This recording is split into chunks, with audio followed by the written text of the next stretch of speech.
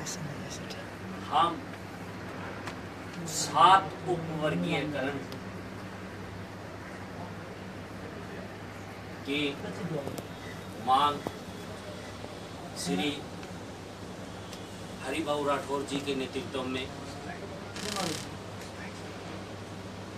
कर रहे हैं, जिसमें 7 उपवर्गीयकरण। नंबर 1 विमुक्त जातियां जो 1871 के एक्ट में जातियां थी। दूसरा घुमंतु जातियां, अर्ध घुमंतु जातियां। तीसरा अर्ध घुमंतु जातियां। चौथा दलित जातियां, जिसमें फकीर, मंगता, डूंगर, सोरगर इत्यादि आते हैं, जो लुप्त होने के कगार पे आज हिंदुस्तान में। दलित पिछड़ा जो लुप्त होने के कगार पे। और 5वां हम अल्पसंख्यक पिछड़ा वर्ग, जिसमें हिंदू, जिसमें मुसलमान, सिख, ईसाई। और छठा हमने लिया है ट्रेडिशनल, प्रोफेशनल काम धंधा करने वाले, पारंपरिक व्यवसाय। पारंपरिक व्यवसाय। और 7वां हमने किसान पिछड़ा वर्ग आयोग, किसान पिछड़ा वर्ग, कृषक वर्ग। हाँ, जो किसानी करते हैं, जो लैंडलॉर्ड हों, जिनके पास जमीनें।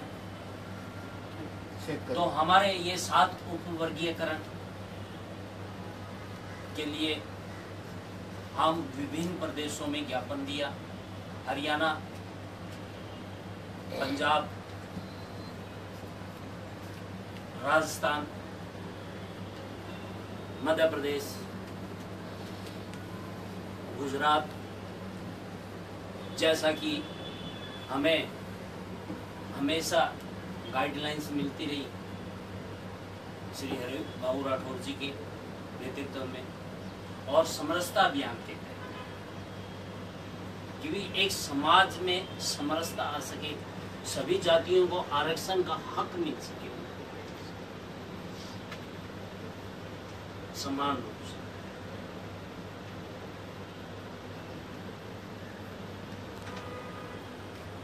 आयोग में 3 महीने का समय दिया था, पर हमने, क्योंकि एनसीबीसी में, नेशनल में 6743 जातियां हैं, जिनका 3 महीने में हम नहीं निकाल सकते। 6743 जातियां,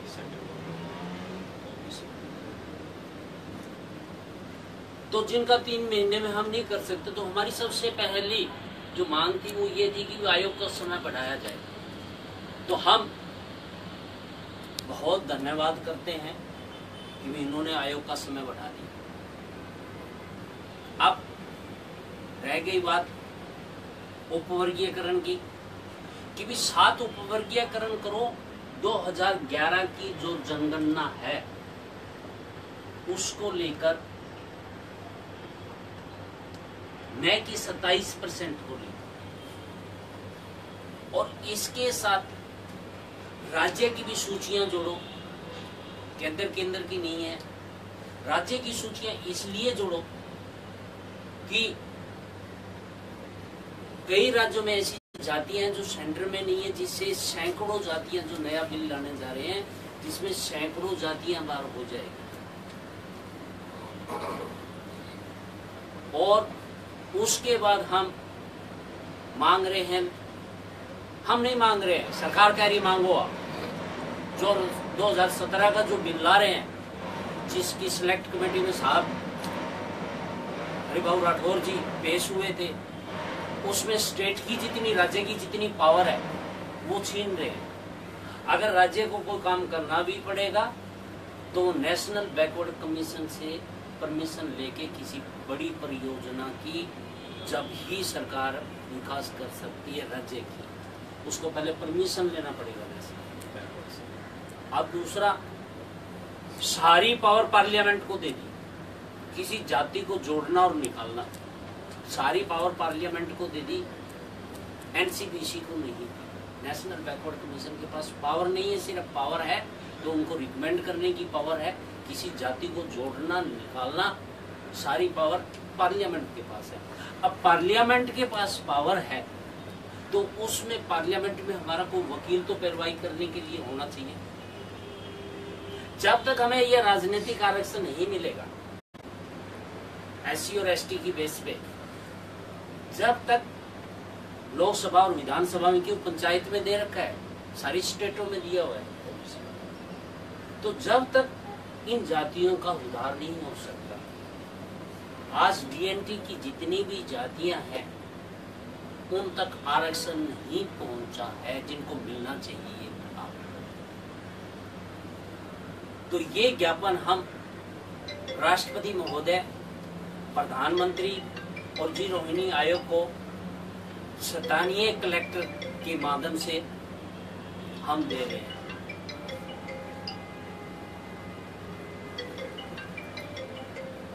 अब मैं यहाँ दे देना इधर। और कल यहाँ मैं रैली में भाग लेने आया हूँ। आजाद मैदान में जो रैली है बंजारा समाज की, और इसमें सबसे बड़ा तथ्य ये है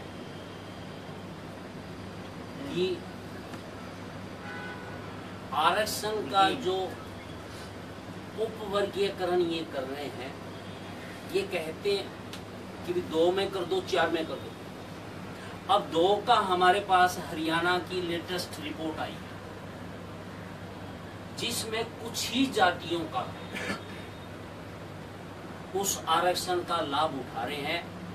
डीएनटी को कोई भी आरक्षण का लाभ आज तक नहीं मिला है।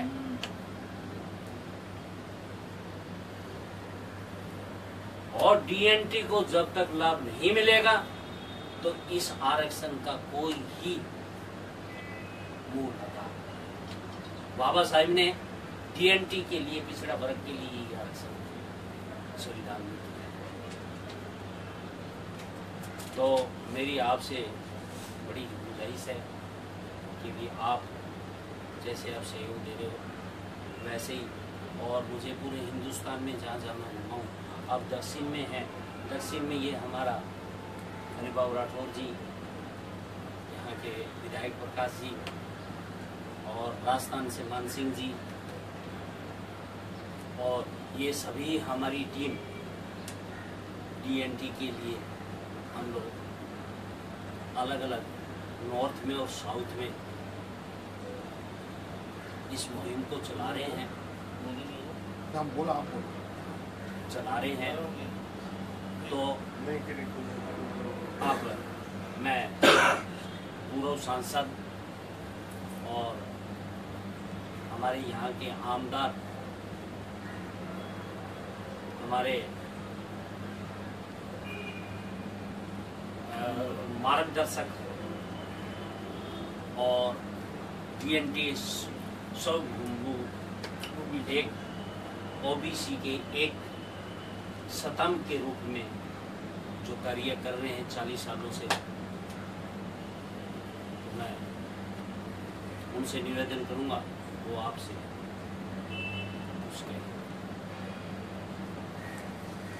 मैं महाराष्ट्र के जितने भी पत्रकार हैं उनसे मैं रूबरू होते रहता हूँ, हमेशा बोलते रहता हूँ, और वो मीडिया में आते रहते हैं। लेकिन पहली बार आप आए हो क्योंकि आप हरियाणा से भी हो, बैकवर्ड क्लास कमीशन से हो, और आपको अच्छी स्टडी भी है इसलिए।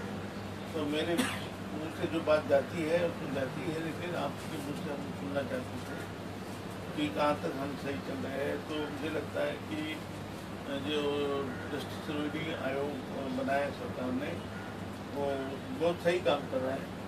और हमारे जो 7 सेक्शन, डिवीज़न, ABCD कुछ भी कह लो, वो जो हमारी मांग हम उठा रहे हैं वो पूरे देश में इसकी चर्चा हो और इससे बहुत ही दबे कुचले का बहुत फायदा, बड़ा फायदा होगा इसमें। इसलिए मेरा यही कहना है कि सरकार कर रही है और इसके लिए हमने 20 साल जिस जगहों से हमने आवाज़ बुलंद की थी, तो कल का जो हमारा 5 तारीख का जो रैली है मुंबई में आज़ाद मैदान में, ये उन्हीं लोगों के लिए सम्मान में है जिन्होंने 20 साल मुझे साथ दिया और उनका हम कल सम्मान करेंगे कि एक बड़ा हमने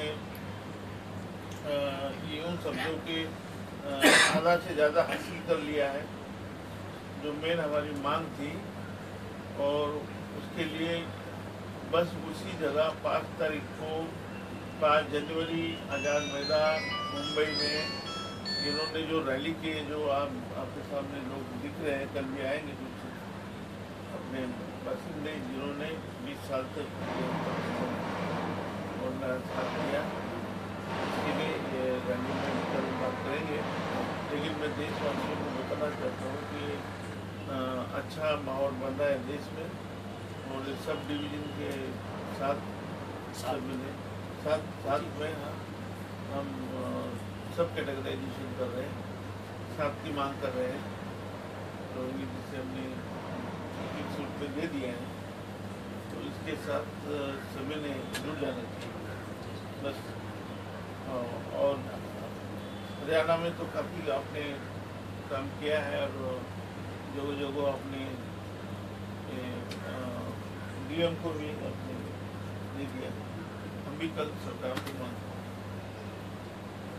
धन्यवाद।